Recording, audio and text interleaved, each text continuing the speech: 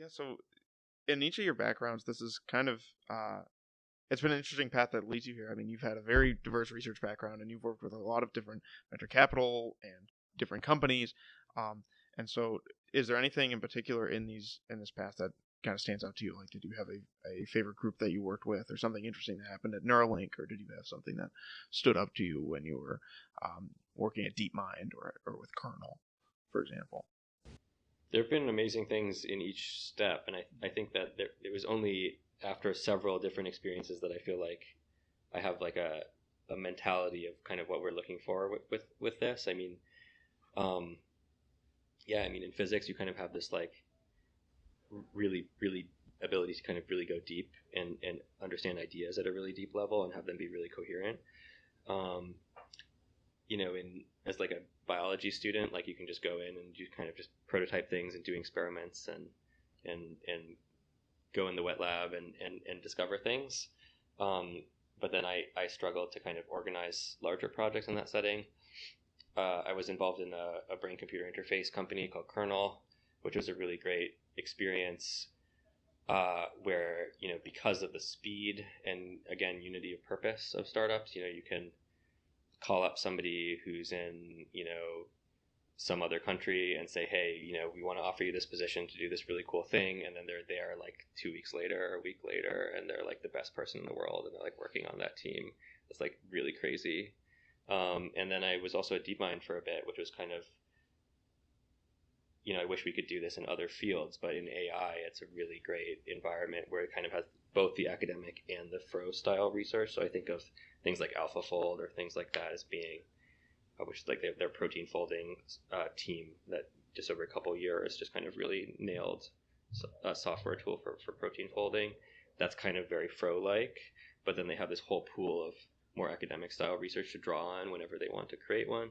So, there's a lot of things that I'm taking from previous experiences. And I mean, one of the worries is that each thing is sort of optimized for its own best characteristics. So how do you actually combine them? But hopefully each Fro will figure out how does it combine those types of characteristics, depending on its particular mission and leadership and what have you. So, yeah. I really just like loved being in a room with amazing either like neuroscientists or materials experts or this COVID startup that like people who just like deeply understood how PCR machines work, along with our mechanical engineers and then our software engineers and our ops people and our HR people and our office manager, everyone sitting in the same room, knowing that the thing we are working on is like the highest priority. And like, how do you arrange your tasks around getting COVID tests out there faster, building BCIs, making robots that make cheeseburgers. Hi, Alex.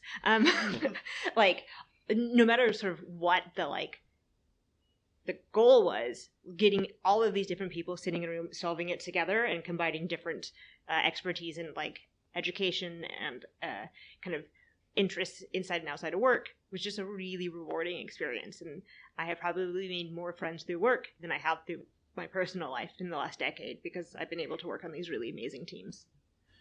I know working with that COVID testing startup must have been insane for the past year or so or more. Yeah.